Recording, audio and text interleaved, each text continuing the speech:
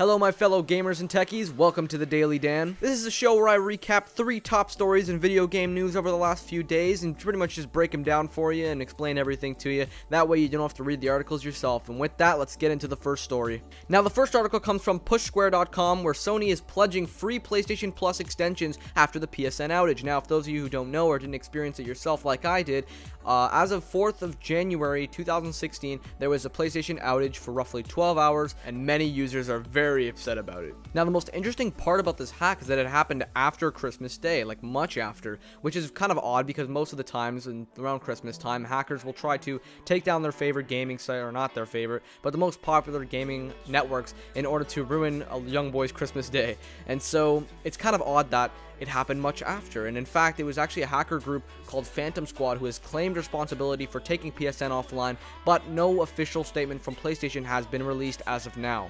Now our second story comes from Eurogamer, where we hear more about Rise of the Tomb Raider and its release date on Steam and Windows 10.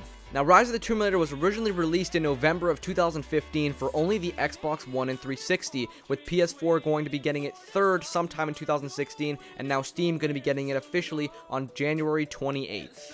Some more information that we grabbed from the article is that 4K is actually going to be implemented into the game now in the PC release, so those rocking a 980 Ti or a Titan X can use the 4K implementations in their gaming experience. You also see now the minimum requirements for the game to run on the PC, in case any of you are curious and were wondering if you can run it before you make your purchase. Now our last and certainly not least story comes from VG247, where we hear about Sony registering a new IP, Days Gone, in the US.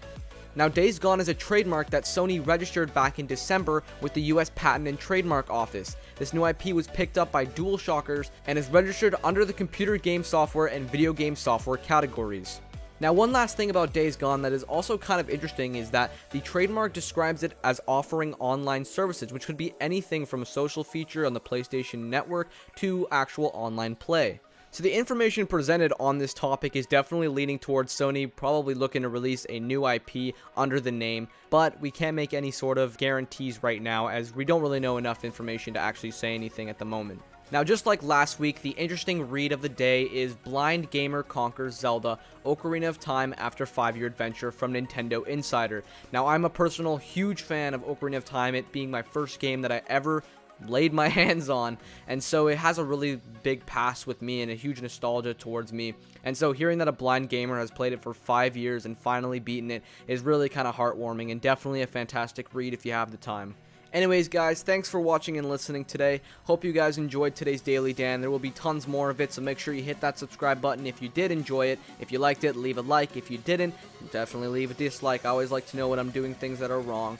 Either way, leave a comment in the section below to voice your own opinions as well. This has been DigitalDan. Peace.